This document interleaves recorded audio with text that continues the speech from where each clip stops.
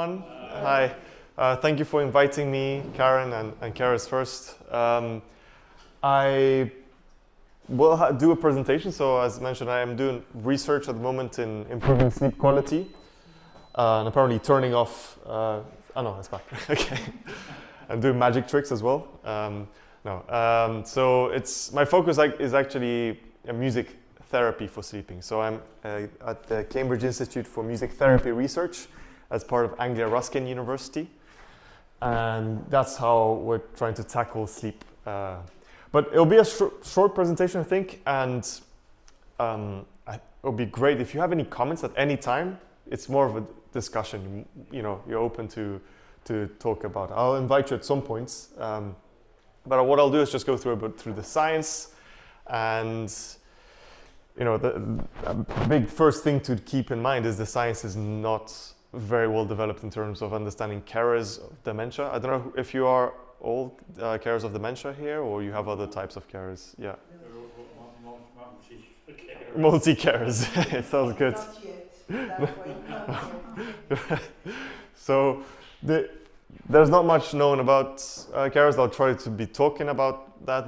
What I know, the small amount I know, is focused more on dementia carers. So that's why I'm opening up to the discussion to here. So that's the presentation. This is the official title. I'm not going to read it. That's the research I'm doing. But in essence, I'm doing two things. We're providing personalized bedtime music to the carers that are part of my study, and it's in a home setting. Oh, is it me? Maybe when I get too close, maybe. Yeah. So magic tricks indeed. Personalized music for people who are living at home, who are carers of dementia. And the other part is tracking sleep kind of in a comprehensive way. So neurobiology and the psychological questionnaires. So a brief overview of what I'll be talking about today is why there's a need for this research, including a bit of sleep science basics. I'll be focusing on music for sleep because that's my research. Talk about a bit about my experiment, and then just general tools for sleeping that are possibly flexible for your schedules that are not very predictable in general. So here's a bit of context. There are millions of dementia cases, and this is forecasted to triple in 2050. It has a rough cost globally of $3 trillion. And obviously with every dementia case, any other illness that you take care of, there's a need to care for this person. And maybe I think we're all here informal carers, as they're called, which is people who are usually unpaid, family, friends, usually unsupported, untrained, but this is why Carers First, these sort of charities are so important for you, so you can get some support. And even for professional carers, it's a very demanding job to be a carer. I won't go into too much detail, but if this, better, but if this might help, some research has kind of untangled, at least for dementia's cases, what are the causes of creating burden.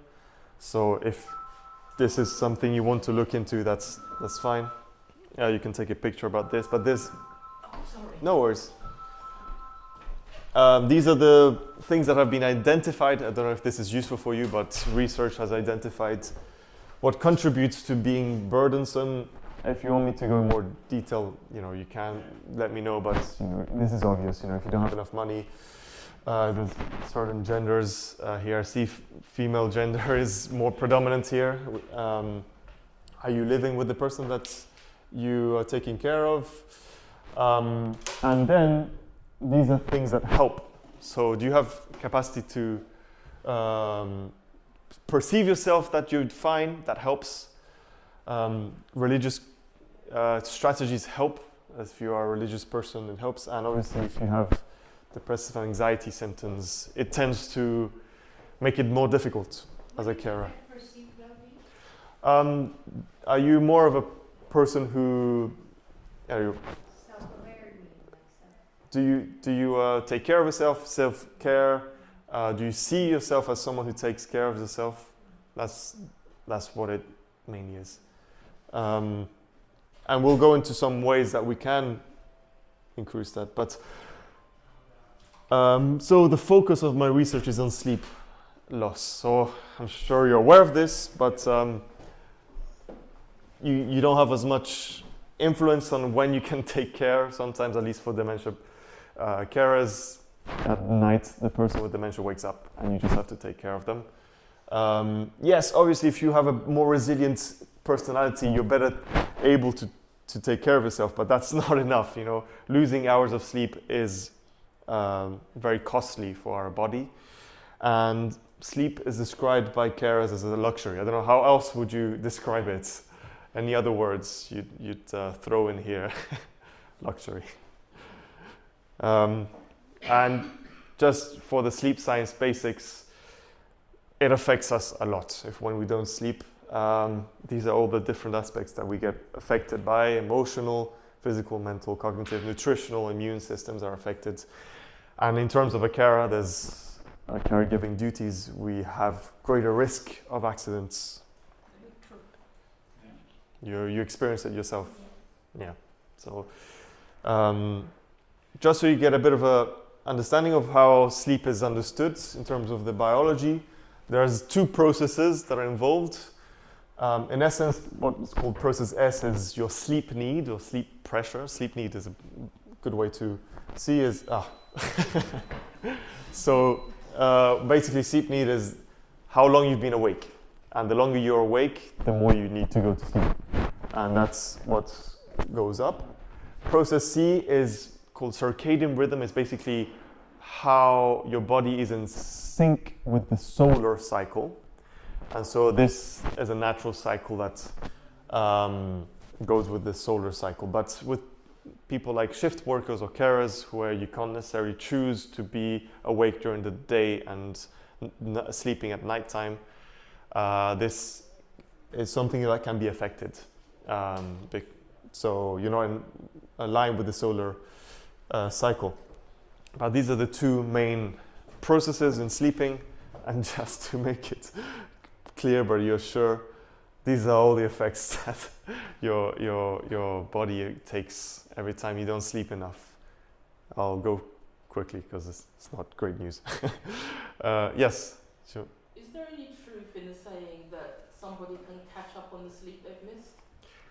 That's what I'm trying to. I'm going on to that. If someone says they want to catch up on their sleep, yeah. Is it physically possible? I think so, and that's what I'm going to talk about right now. Do you think it's possible? You think so? Yes. You don't think so? Because if you get jet lag, mm-hmm. you're gonna sleep longer. Right. Okay. But do you sleep longer if you've got jet lag, or do you just take the edge off the sleep that you've missed? Mm-hmm. No, that's a good distinction. No, it sort of depends. Yeah, so, who here thinks that you can catch up your sleep? Put your hands up. Yeah. You think so? And the rest, you don't think so? No. Aha, that's a good point. Yes. It depends what you have to do in the house. Oh, yes. Yeah. Certainly, yeah. So put the pen down. Yeah. Yes. I believe that if you lose sleep every night, I don't think you can catch up on it, because the processes that happen during the night that help you, it's like you've lost them already. Right, right. So you need to catch up on the physical sleep, but not the processes that happen, like right. detoxification, all of that stuff. Detoxification. Yeah. Okay, sure. Yep. I find that if I didn't have enough sleep at night, next day I'm traveling. I fall asleep the whole journey. If you're traveling the next day, if you haven't slept enough, you're sleeping on the whole travel. Catch up with the Right, lack right. of sleep. Yeah, that's what you've experienced. Okay, these are good perspectives, and you're all valid perspectives. But if you're traveling a long time, like from let's say here to Singapore, right. It's a long journey. Yes. So what I do, I tie myself up before I get in the plane and then sleep in the plane. Yeah. Because what are you gonna do? I'm not gonna keep watching bloody films. Yeah, right. They do feed you a lot of films during the Loads of films in film. Now, Yeah. you know, that's the best for me. I cope well with that by sleeping, by tiring myself out. Mhm. Even working late the day before I go, so I that see. I could prepare myself for a long journey, and then sleep during the journey and awake when I get there. Interesting. So you prepare yourself by tiring yourself the Yes. day before a travel, a long travel. But that depends on what time you reach there. If you reach to that place or country at the night time when they're still supposed to sleep and then you're awake, Yeah. it doesn't work. I still manage to adjust though. Okay. Yeah. So you do. Let's say you arrive at nighttime. You're still able to sleep at that night, or Does it matter? You know, I just pretend I just still get my 6 hours sleep. okay. Great. Because I think some people, they can sleep really quickly, they can go to sleep very fast. Right. It takes me ages to go to sleep. Yeah. I'm trying to get things out of my Sure. head. Yeah. You know, so I don't know if there's sort of a relationship there between those who can go to sleep at the drop of a hat. Right. Right. When my husband gets into bed, he's put his head on the pillow, he's out. Mhm. You know, whereas I'm tossing and turning and Yeah. then waking up in the night. I do quite a lot of waking up in the night. Mhm. I think because my mind's still going. Yeah. So, you know, would it be interesting to know what the relationships are between Right. having not waking up in the night, what do you have to do so you don't wake up in the night, Right. and what do you do if you do have to wake up in the night? Yeah. That's a very interesting question here. You're asking about the different personalities of people who sleep fast and those who don't. Then there's what's called cognitive arousals, thinking too much, worrying, and what can we do to not wake up during sleep? I definitely identify with you. Yes, waking up, and it's always round about sort of 3 o'clock-ish, Yeah. 2:30 to 3 o'clock-ish, then I'm awake for a while, and then I get an hour before I do have to get up. So it's not like a proper sleep. Yeah, a bit fragmented. Yeah, it's just fragmented, and I think I've got used to it. I used to have very minimal sleep when the kids were little because I was studying, working, so it was like compressed. But that was a conscious thing in order to get everything done. Sure. Knowing that there's like an end date to it. Yeah, But with the caring, there isn't an end date. I see. You know, Yeah. so it's how do you compartmentalize that? Yeah, yeah. Valid points. We'll try and talk about this in the presentation. You have a question? I can't sleep sometimes. Yeah, Just my mind like this wake up. yeah. I listen in something in my mobile. But I can't Music? sleep. But I can't get up. I can't sit down. I can't eat in tea. Just my pillow. Yeah, I'm talking myself. I can't sleep. I see. But I go long journey, train or bus or plane.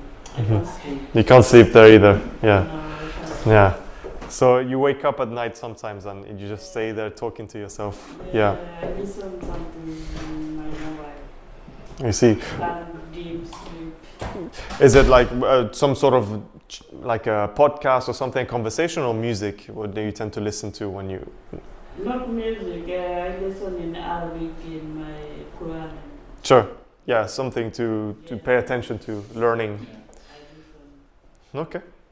Thank you for sharing all of this. This is actually very valuable experiences, to share. And well, I'll start.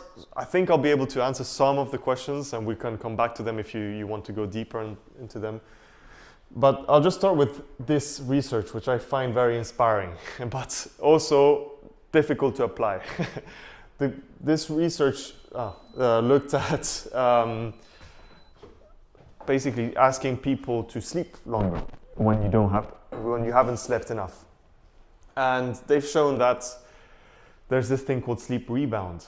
So if you are missing, let's say, 1 hour of sleep, which is what they were looking at here, the first night that you try to extend your sleep, so staying in bed for 12 hours, it's a luxury, I know, but if you can do it, there's about 3 hours extra that are required to get back that's 1 hour lost, which is something to consider when you're trying to recover your sleep.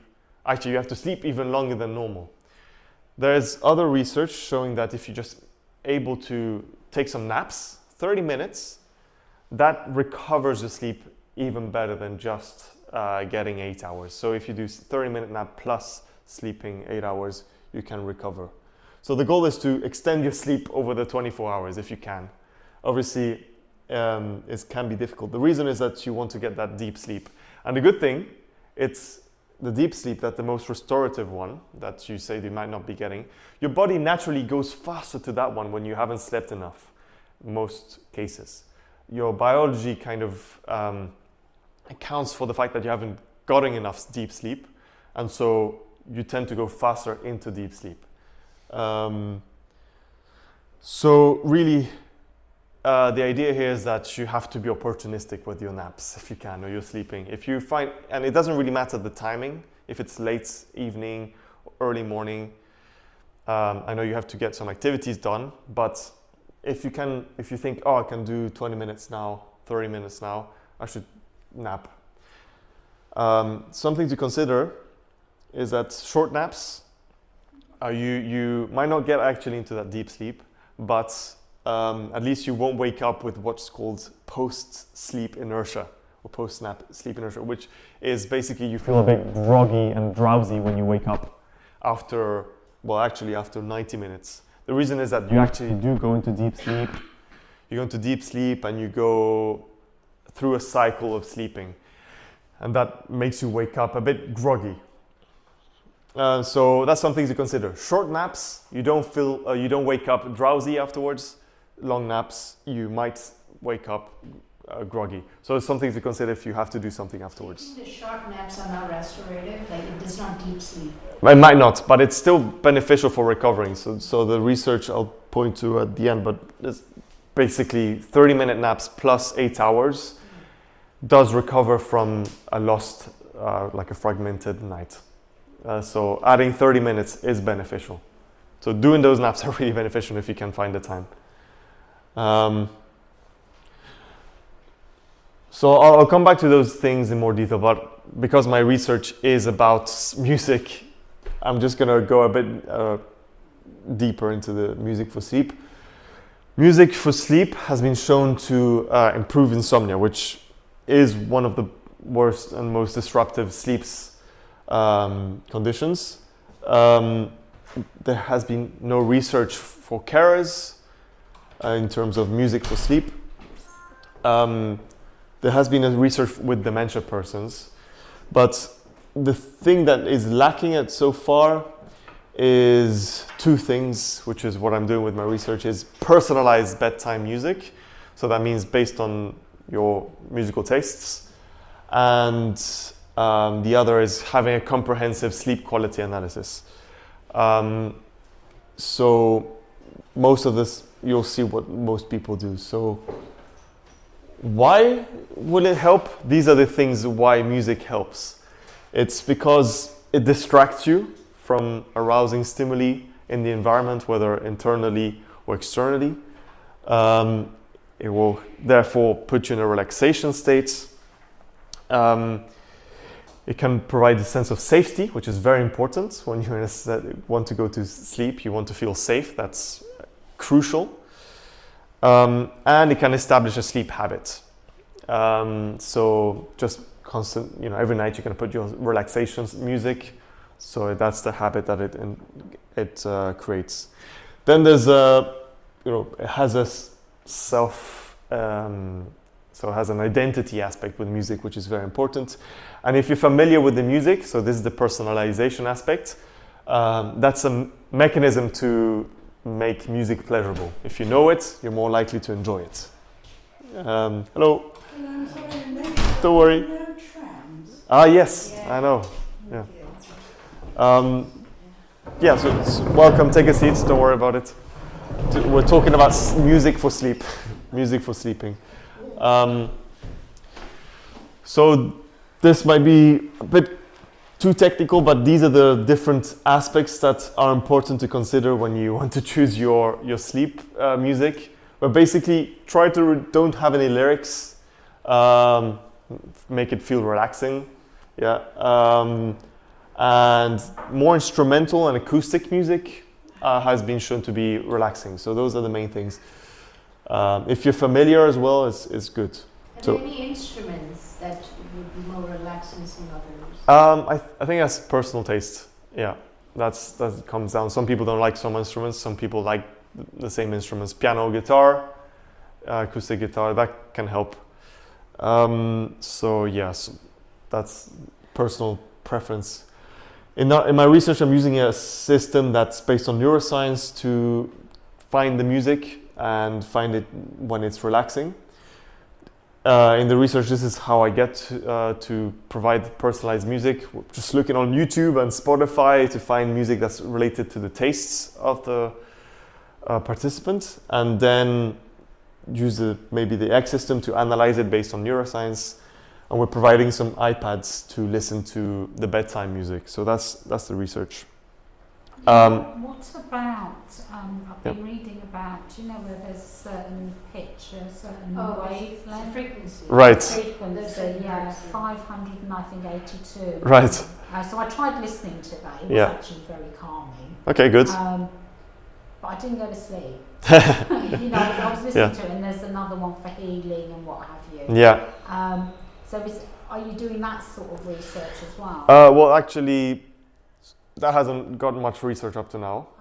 But I've looked into this, and what's happening is that the most important it's calming music. Yeah, it's calm. If it's sort of calming music, that's most important. The actual frequency, if it's 528 hertz or 432 hertz, is not important. It can be useful if you're listening to music you know. Sometimes you might listen to some Pink Floyd if you like Pink Floyd, and there's a 432 hertz version. And the only thing is that it's a lower version of what's normal. It's a different pitch, basically. So that can be novel, a familiar novel effect. That's what's. If you like listening to these different frequency versions, go for it. But there's not much research supporting the specific frequency. There's binaural beats, which you might have heard of. That has research. Actually, I forgot to mention it in the presentation, but if you look for binaural beats, the idea is that you would need some headphones. And what it does, it provides a... From one to the other, yeah. Kind of like that. Yes. Yeah. And the idea is if you want to go for slower frequencies, binaural beats, so you can look for, I don't know what they put on YouTube, but either you can look for theta brainwaves or delta binaural beats. I can repeat this at the end. Or it can be 4 hertz or 8 hertz. That's the kind of binaural beats you want to do. So that's what you can Google search, basically. I can repeat it at the end. Yeah, sure. But the idea of binaural beats is basically having 2 frequencies in each ear, and that's gonna put your brain into a more slower frequency, which will help you fall asleep. In addition, you can have binaural beats with music, so that's what you might find on YouTube, and so that's the combination. Music is something that's pleasurable, and then you have that binaural beat that's the frequencies. That's gonna put your brain into a slower state. Very technical stuff, but I would recommend binaural beats. And I can come back to it afterwards. So what about when people listen to like waves crashing and things like that? Yeah, that's birds and things. Yeah, that's not about binaural beats, but that's just pleasurable nature sounds. Okay. Yeah, and nature is... Well, The whale. Does it work for you?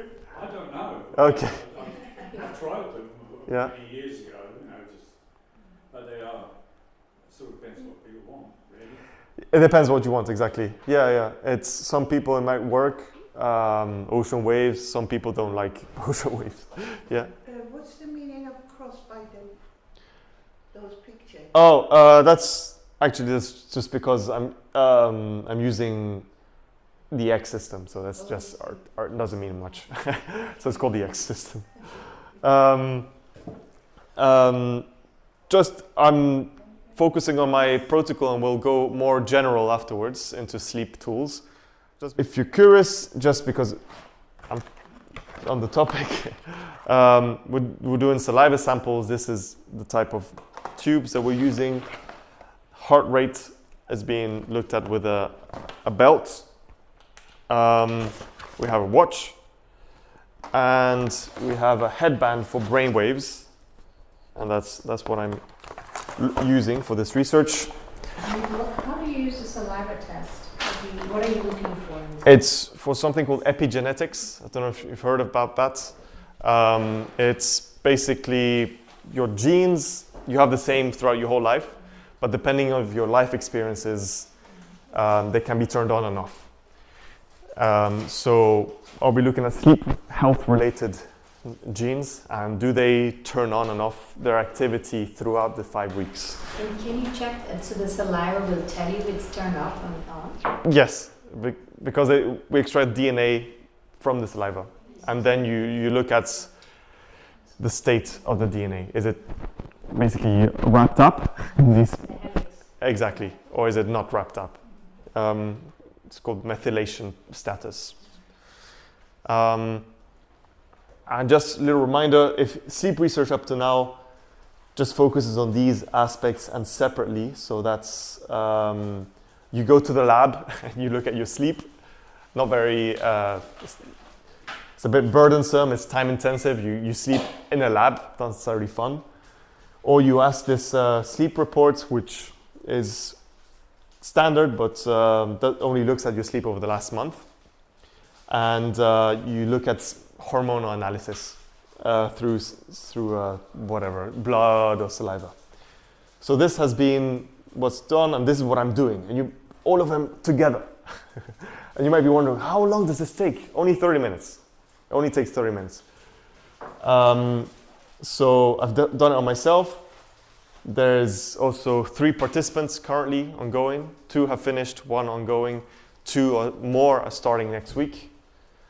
And just so here's just saying that it takes 30 minutes at bedtime and in the morning.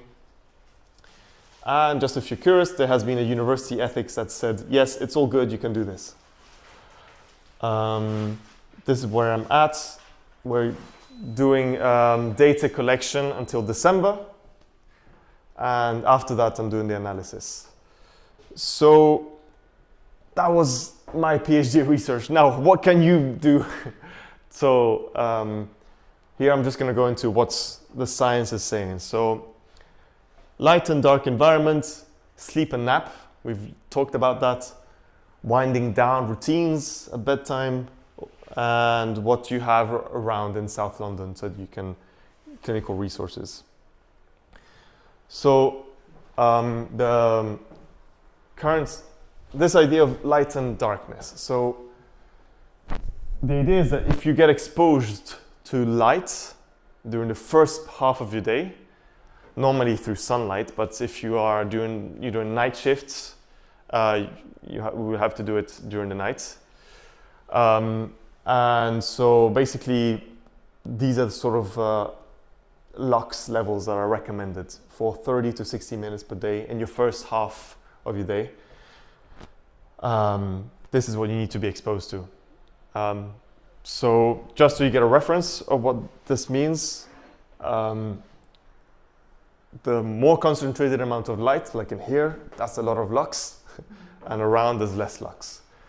If you want an idea of what type of lamps help you to reach that, for detailed work lights, that's very high intensity. So the idea is that you would get exposed to this amount of light in the first half of your day to, actually I didn't mention, but basically what's happening is that if you get exposed to this amount, you get to sleep more, and your sleep efficiency is increased. This is based on systematic study, means there's many studies that are grouped together and analyzed. So light exposure is very effective to increase your sleep quality, meaning you wake up less and you sleep for longer and you sleep more efficiently. Obviously, if you're taking care of someone, it might not be effective. You might have to wake up anyway. No worries. This is the sun's radiation, depending of the time of the year in the UK. So basically, if you get sunshine, you're fine. Today, for instance, yeah. And yeah, maybe you need to stay longer during December, basically, when it's cloudier. You need more time in the sun if you want to get that amount of lux luminance. Again, this is the research I mentioned. If you sleep for longer, you recover. But if you don't have the capacity to stay longer in bed, do those naps. You do those naps. 10 minutes, 30 minutes if you don't want to feel drowsy after waking up. Longer if you can. Allow yourself for a drowsy wake up afterwards. The time at which you do the nap is not important. You can do a nap in the evening, in the morning, doesn't matter. If you do get those 30 minutes nap, it's been shown to really help your recovery. So you were not here when I was talking about sleep rebound, but basically whenever you have a sleep loss, you have lost a bit of sleep, you need an extra, let's say 3 hours in bed to recover that amount of sleep. It's been shown here. This basically shows that they asked participants to stay 12 hours in bed, not necessarily feasible for everyone, but if you stay 12 hours in bed, the first night is an extra 3 hours for any 1 hour lost, and it keeps going down until the fourth night. By the fourth night, you reach that optimal sleep. So if you get to go on a holiday, that's maybe what you're doing. You're sleeping an extra hours. I was just going to ask, sometimes when you go to sleep, I feel more tired when I get up. I wake up. I feel like I need to carry on sleep. Yeah. How do you explain that? Well, it's two things. Either the sleep drowsiness after you wake up is just a normal thing. It's called sleep inertia. But if you're talking about nighttime sleep, like a long time. I feel like, in the afternoon, I wake up and I feel like I can't sleep. Feel drowsier, yeah. Do you mean like a nap, or do you mean like, yeah, napping? If you do 90 minutes, basically, it means that you've probably got into deep sleep, which is good. It means it's a restorative, it's called slow wave sleep. But normally, if it's a long nap tends to you tend to wake up with this drowsiness afterwards. Yeah. Can be up to 2 hours after a 90 minutes nap. So that's the thing to consider. If you want to take a nap, if it's 90 minutes, you're likely going to feel a bit drowsy for 2 hours after you wake up. If it's 10 to 30 minutes, you won't have that. Likely, you won't have that. But it's shown here, if you add that 30-minute nap plus the 8 hours, it's shown to be just as even more effective than an 11-hour sleep for recovering a night of lost sleep. Yeah. No, of course, not everyone has a possibility to do that. I've tried it, it works.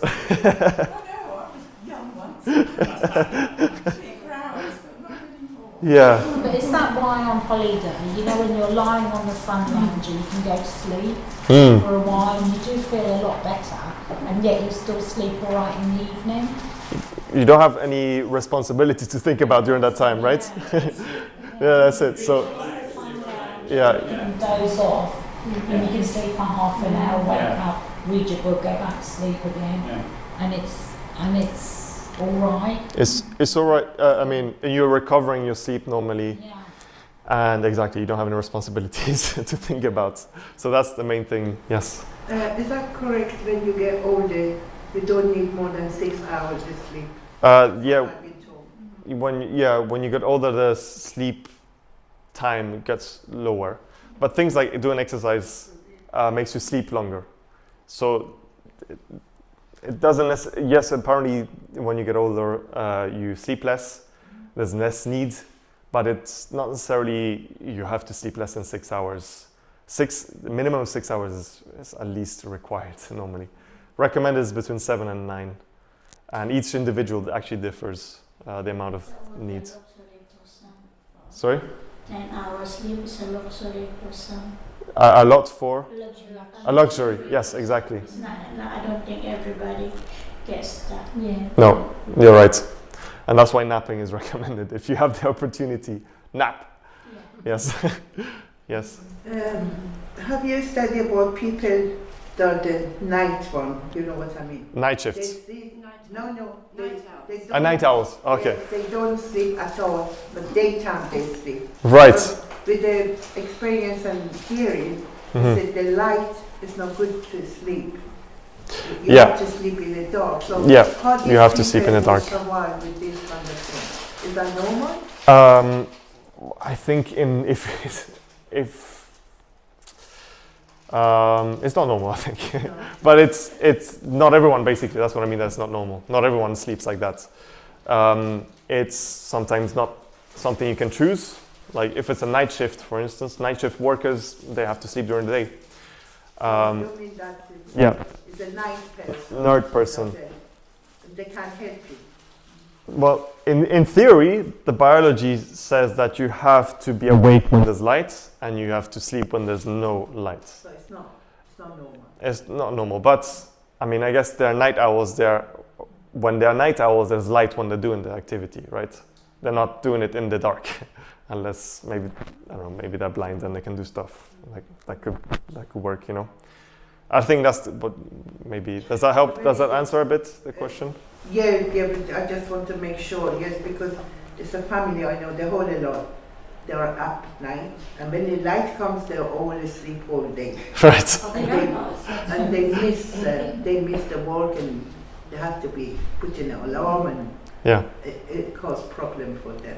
I Right. know that. Yeah. I mean, the idea normally no one has a perfect sleep schedule, but the idea would be to not have any light at night time.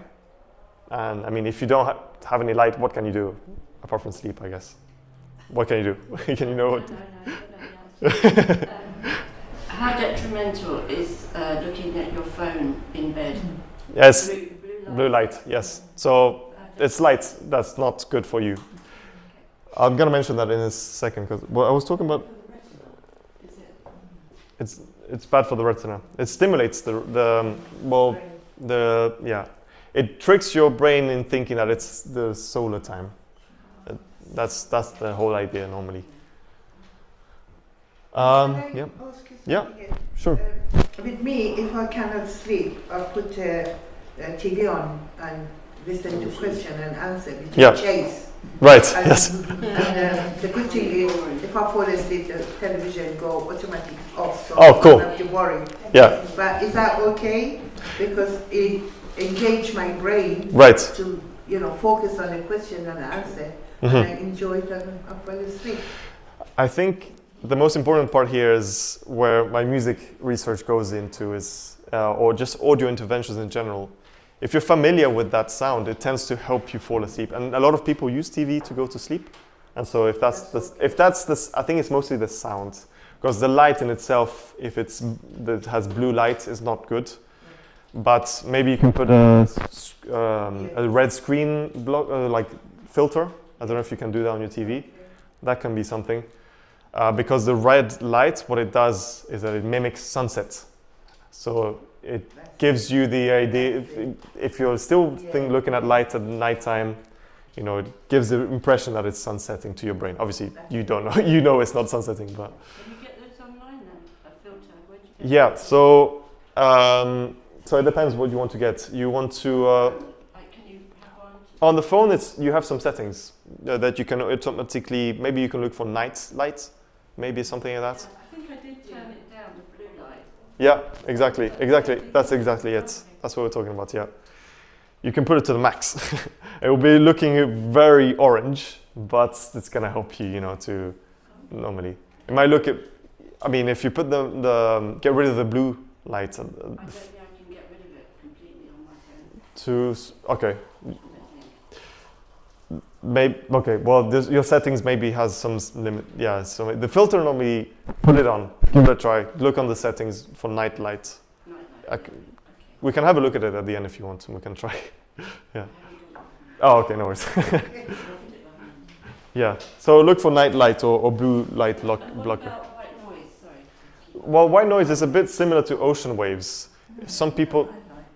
You like it? Yes, You I like? live near main road. I can't live where it's totally silent. Yeah. That's fine. It's a preference thing. I think that's mainly thing. Trains, yeah. Cool. Yeah. All right. And you got used to it, and you'll enjoy it. Silence is noisy. Yeah.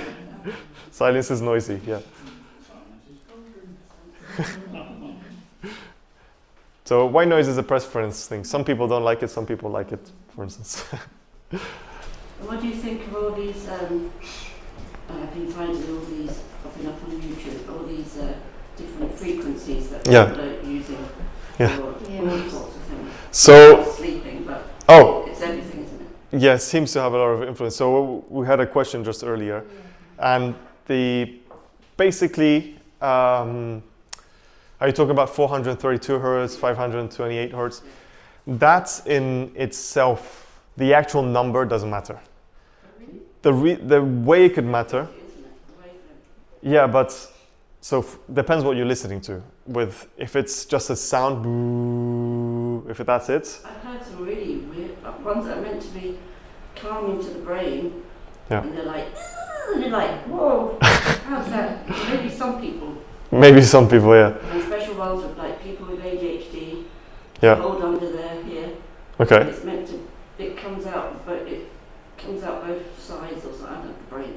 Right. To try and rebalance. Binaural beats, maybe that's the one. Yeah, that's it. So I was recommending earlier that the binaural beats, if it's one frequency here and the other one another one here, that has science proven to it. And what you have to look for, which I'm going to repeat now for anyone who wants to write it down, if you want to YouTube it, which is scientifically proven, you look for binaural beats. So binaural, binaural beats, and you look for either theta or delta, because basically they're associating it with brainwaves. It doesn't mean it's been proven, the actual one. There's an actual therapy. It's an actual therapy, yeah. Therapy. Yeah, so, They work with it's like the subconscious, I think they work with, and using the theta.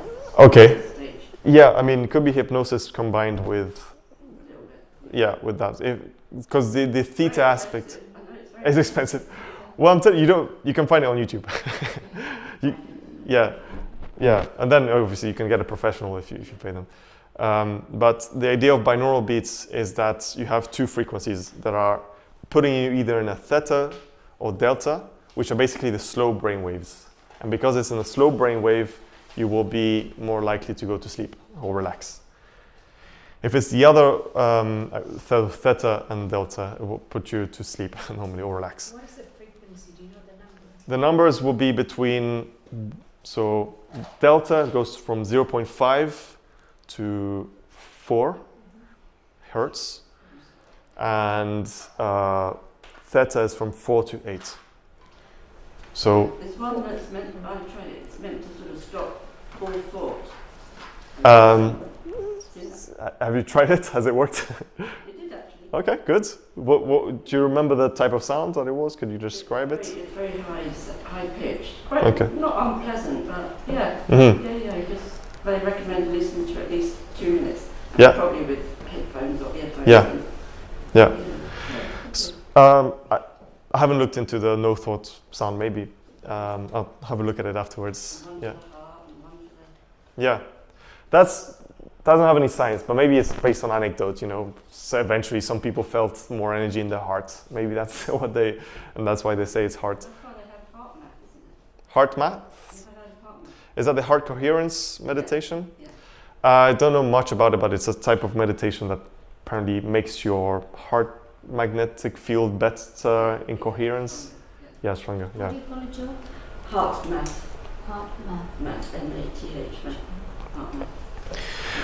But really, in terms of frequencies, it's binaural beats.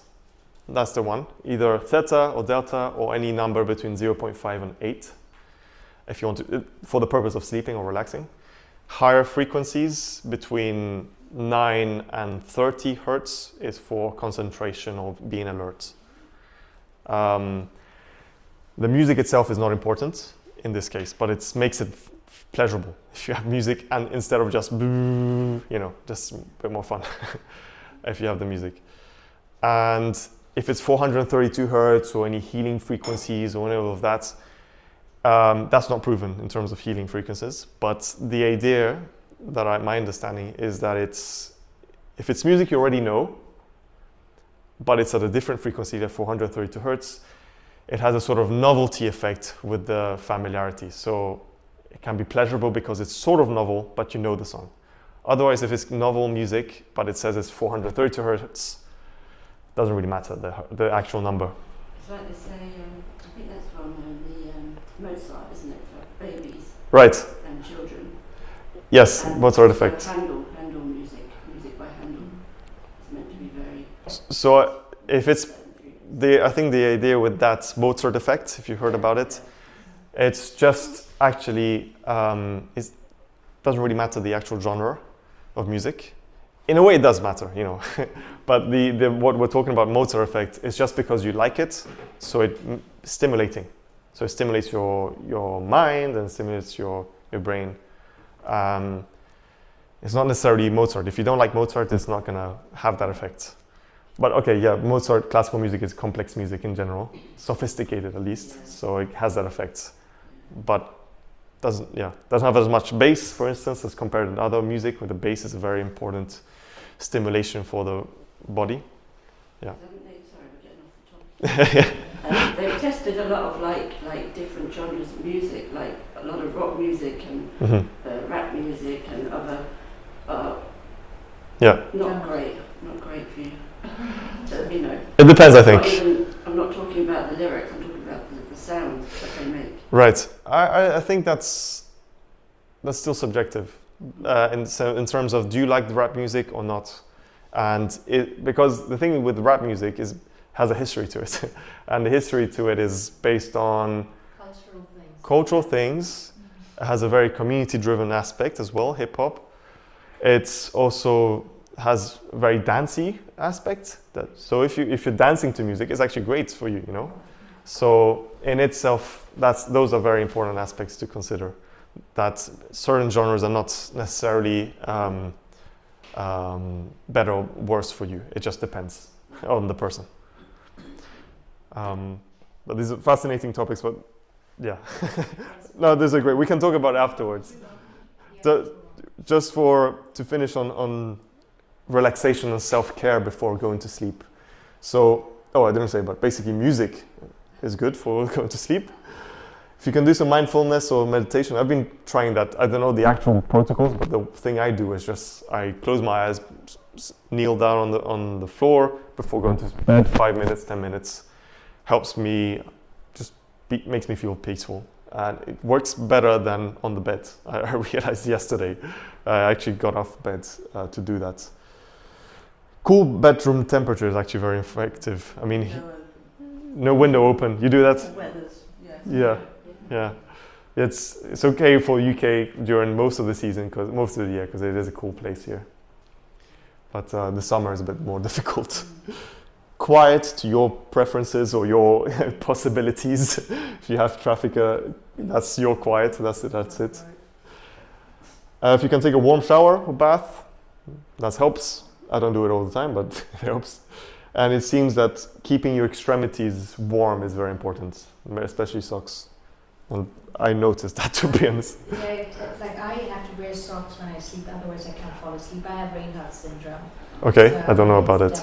It's just your extremities are always cold. Oh, okay. Yeah, no matter what. Right. So you need the socks, yeah. I've heard that to help you sleep, you wet a pair of socks, wring them out, and then put them on. Oh, that's when it's hot. Is it? It's when it's hot. Okay. What do you do with them first? You wet them. Oh, wet them, okay. Soak them and then Right. wring them out. Right. So you cool down a bit, maybe, yeah. And then you put them on and go to bed. Don't like that. I haven't tried it. I don't think in the winter that would work. Put a towel underneath the bed. Yeah, you have to put the towel underneath, yeah. Just by reading a few pages of a book. Yeah. I fall asleep just reading one page of a book. Perfect. It's just lying there. Reading is supposed to be, You just let it on the bed? I fall asleep. You fall asleep. That's good. I always worry about where it's gonna fall, but you don't care. Yeah, it's there. It's there. Yeah. 2 pages in. Yeah, sometimes just 4 lines. I'm bored with this book. If it's an interesting book, you can't keep it down. I had to read books the whole night. Yeah. What's the type of books that makes you fall asleep? Anything? Fiction, non-fiction? No, mostly fiction. Mostly fiction. Yeah. How about you? Fiction, non-fiction. Both. Anything. Yeah, just have to read a bit and I'm gone. That's it. Yeah. Don't read any horror stories or No. murders. Nightmares. I have a friend whose girlfriend listens to murder podcasts, and he doesn't like it at all, but works for her. Yeah. What's that? I just get into the bedroom and I'm asleep. You don't need you don't need this information. Yeah.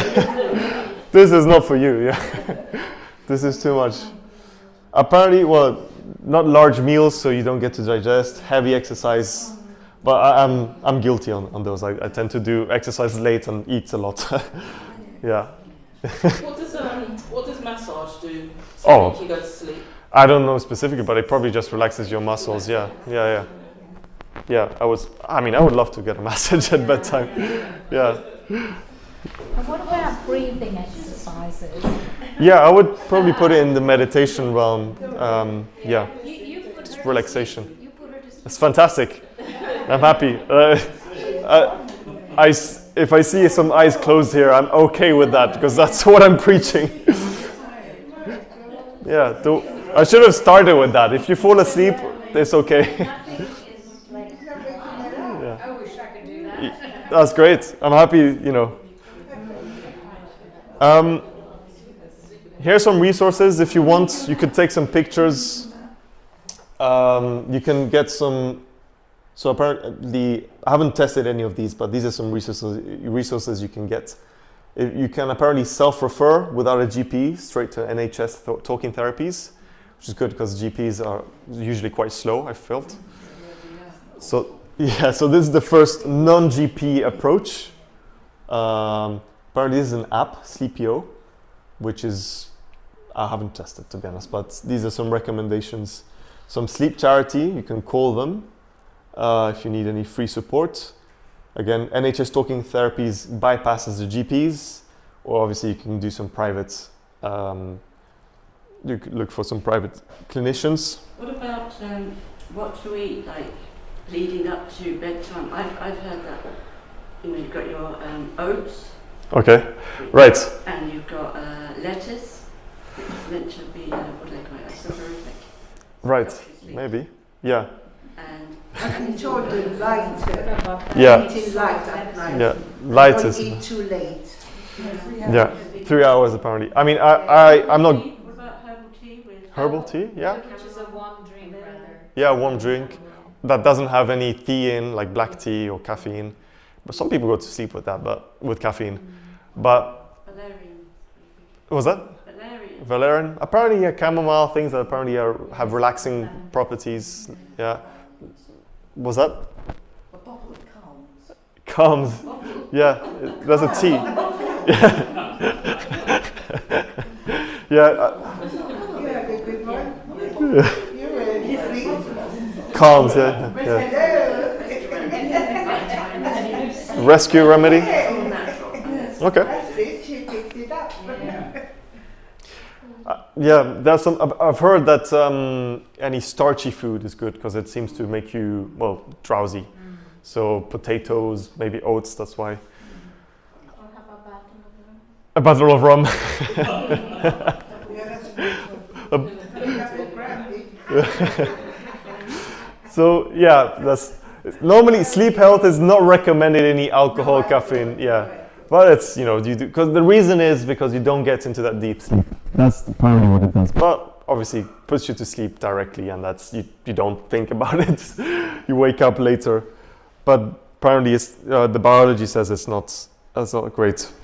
Do we dream every night without even knowing about it? Normally, yes. You get to the stage in which you dream. That's called rapid eye movement stage, REM sleep. And why don't we remember our dreams? Well, sometimes. That's a good question, but I wonder too.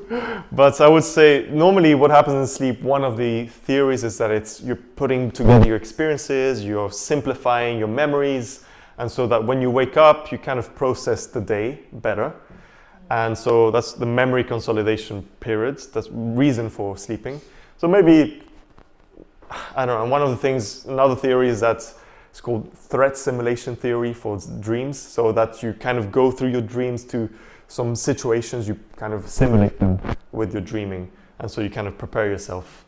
And I don't know why would you forget it? Maybe because it's part of the trimming process of your brain. It's okay, well, maybe we don't need to remember this, I don't know. I don't know, but it's a good question. Why Yeah. are you doing this? What got you into this? So I'm doing my PhD research is about music for sleeping. Oh, I see. Yeah. So you're interested in music? Yes, I'm part in this music therapy research institute, and that's why. Actually, my supervisors gave me the sleep focus and the dementia carers focus. It's interesting. Yeah, that's why. So I do have my sleep playlist for sleeping. What about lucid dreaming? Oh, I haven't got into that. I don't know how to lucid dream. Can you? One of my nieces, she told me, I was fascinated. She said that just one night she sort of said it not out loud, but she sort of said, I want to do this tonight, sort of thing. This is what I want in my dream. And she said she went straight into it. She was like directing what she was going to do next. I want to fly. I want to go. That's amazing. Yeah. How did you do that? Yeah. So has she got So there's normally you have to be habituated to do it. I think that's the main thing. You need to have a habit. So people who train to lucid dream, that I haven't really done, but you have to develop some tics basically. So maybe like counting tics, or they recommend any type of tic, so that when you have the dream and you do the tic, the habit, you realize that it's not normal. Like, I don't know, you're counting 6 fingers or something. That would be an idea if you kind of develop a habit for it. Or maybe at bedtime writing. I don't know how to lucid dream, but that's what I've heard. But I would suppose with the other types is that just naturally people, when you're a child, suddenly you start experiencing lucid dreaming. She said that when she was younger and she didn't really tell anybody. She used to go have out-of-body experience. Okay. She'd be looking down at, her father had the same, he could do the same. Right. Is it telepathy? The number 7 sense or something like that? Out of body, I don't know if it relates to telepathy, and that's not yet proven, but there's definitely some interest into that. Yeah, she seems to have a tendency to. Lucky. Yeah, maybe. Yeah, I don't know about lucid dreaming. I don't do it myself. Would be cool. Yeah. These are some NHS-based resources. So I'm sure you know all these hospitals nearby.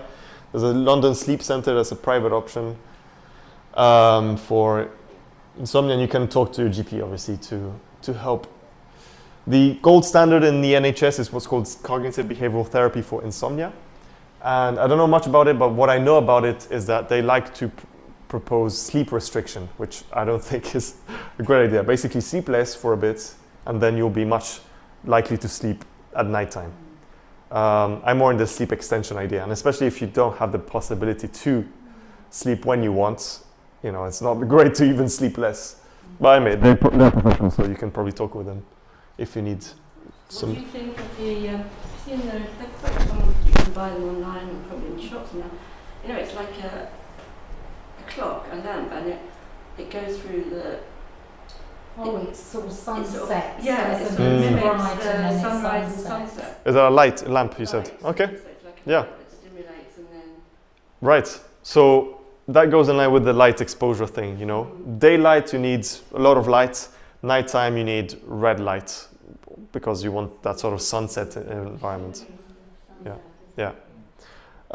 So I've compiled a few resources you could pay for if you want to. Not to me, but it's about £50 and £70 depending on what you want. this is not the full thing, but basically I recommend, and I use sleep masks because you want that dark environment, unless you want some dark curtains. This is if you want to invest in your sleep. So you need to be in full darkness. And that's, for me, works eye masks.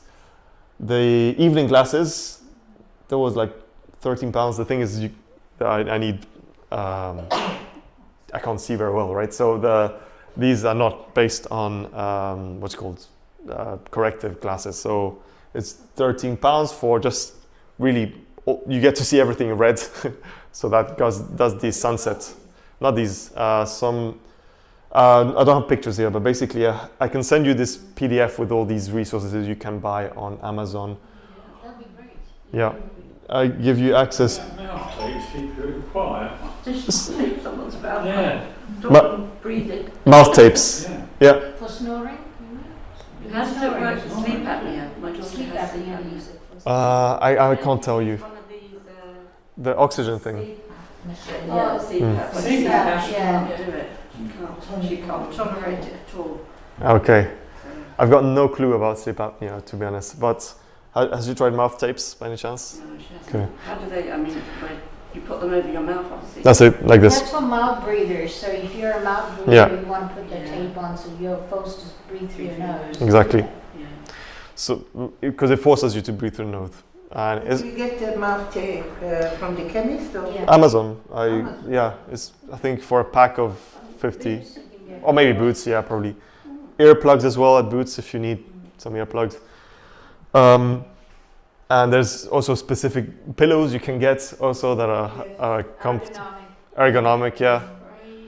Sprays, yeah, possibly. I didn't like for the smells. Lavender, yeah. The spray that I'm used to at nighttime is anti-mosquito. It's not very nice. You're camping a lot then. Oh, I'm half Venezuelan. My family's from Venezuela. Grounding sheets. Yeah, it's true. Yeah, grounding sheets. Are they proven to work? I think it has decent science around it. Yeah, but I haven't. I've got one, but I don't use it often. Yeah, it's a sheet where it has some sort of. Basically mimics normally if you're walking on grass. It has to do with the electrons on your body, but I don't know much. Yeah, grounding, yeah. Apparently helps. What else? Yeah, those. So I'm happy to send you these. So I've got some quotes by Albert Camus. Some people talk in their sleep. Lecturers talk while other people sleep. That's you too. Yes, that was good. So and the other one, Dalai Lama says sleep is the best meditation. So he seems to know a lot about meditation normally. So that's one thing. So thank you so much. It has been a pleasure to talk with you and discuss that. Thank you. Thank you. You say you're from Venezuela. I'm half Venezuelan. Yes. Half Venezuelan, half French, and well, I've been going quite often to Venezuela. Most of my life, and we need mosquito repellents over there. Yeah, as tourists. Have you been to the Angel Falls? I haven't. I must. Have you? No. No, I haven't. I would love to visit. Yeah, it looks fantastic. Yeah. So there's. I don't know if you want me to put any of the resources again here, but I'll send you the stuff. But we went through a lot of stuff. A deep dive into the music. Yeah. Why did doctors prescribe tablets for people to go to sleep? Sleeping? Right. Why? Why? So I'll answer why to what I know. First, I didn't want to mention medication because I'm not trained in that. That's why I was mentioning the clinical supports. But the type of medications depend on the type of disorder, obviously, and it's because they've identified molecules that are related to sleep, and that's what they're giving you as a tablet. So, for instance, melatonin was, the one that's relating to solar cycle, is tracked by this molecule called melatonin, right here. The solar cycle one person C is melatonin, and that's one of the tablets that they give you. So Can you get that from the doctor? You're talking about that. I think through the doctor. Diazepam, benzodiazepam. Yes, yeah. Yeah, that's chemical senses something in your brain that, and you know, it's, But- Yeah, I don't know. Well, that's the only one I know really is melatonin, and I think another one, anaroxin, which is another one to do with this. I think it's for process S, so the sleep pressure, which builds up throughout the day. But I don't know much about tablets. The idea is that if you need a tablet, you're imbalanced in one of these, and so they can hopefully trigger the whole system with one molecule. yeah, basically your melatonin production from your body goes Yeah. down as you Yeah. age, and that's why Okay. a lot of elderly people it's you know, it's difficult for them to fall asleep. Right. Yeah. I don't know too much, but if you can. No, I just wondered. Yeah, I'm wondering. Yeah. So you can contact the GP. I don't need them. Yeah. I'm just saying Why they do it. Yeah. Sleeping tablets to people. Yeah. So normally, if it works, so it's fast to solve the problem. You know. I hopefully you got some resources. Hopefully you get to nap more. Hopefully you maybe you get some relaxing routine at bedtime, and hopefully maybe it's music. Fall asleep. You don't need it. That's great. That's lucky you. And what else? Yeah. If you want, any more resources, you can email me through that. Magnesium is very good for sleep. Yeah. Mixture of magnesium. Yeah. I've heard it's good for bedtime. Yeah. Mixture of about 3. Right. Because there's different magnesiums for different problems. Probably. I don't know too much, but I've heard magnesium is good indeed. Thank you so much. It was a pleasure to speak with you. Thank you. Thank you.